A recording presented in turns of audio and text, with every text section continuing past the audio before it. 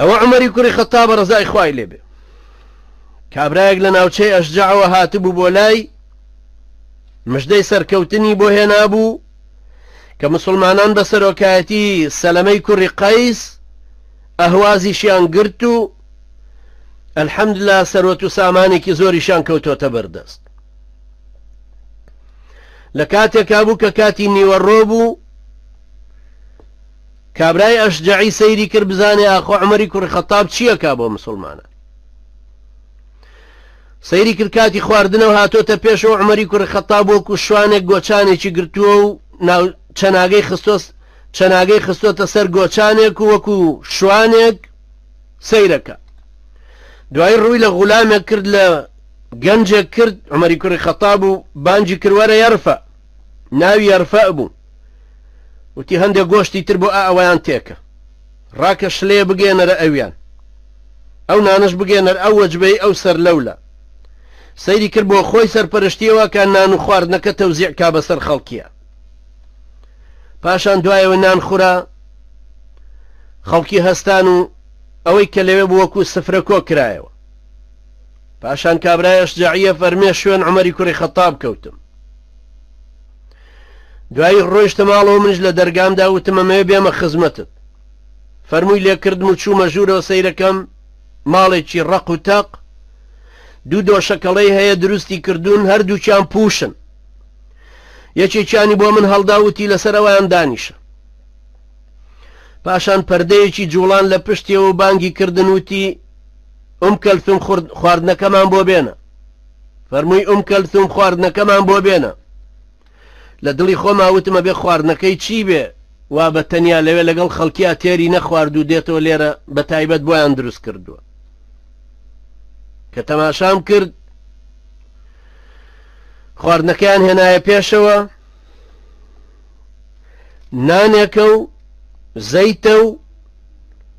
خوێ بەڵام نەکوتراوە هەروە بە کڵۆی گەورەدانراوە سەیرێکی منی کرد و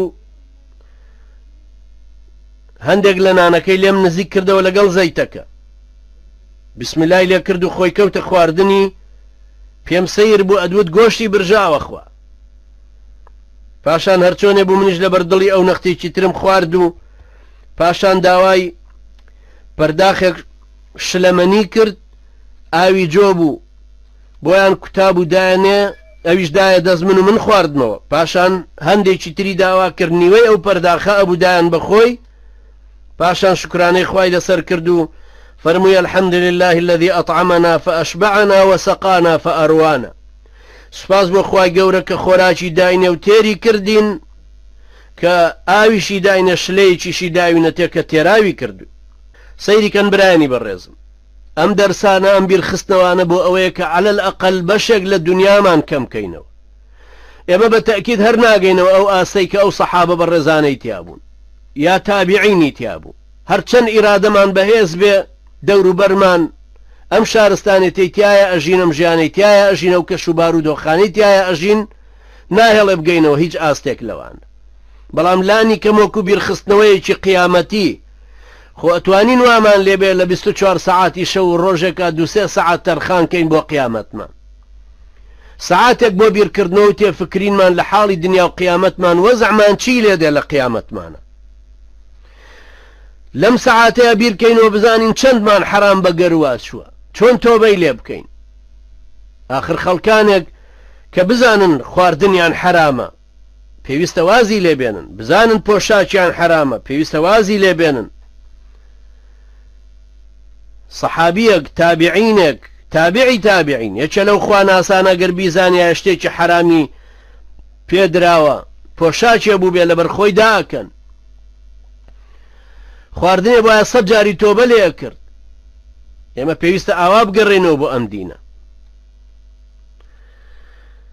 ئەو یاوەرانی پێغەمبەر صلی الله عليه وسلم کە هەمویان مامۆستای تابعین بوون ئاوا ئەو سەحابیە بەڕێزانە ئاوا توانی بوویان ئەو تابعینانە ئاوا پەروەردەکەن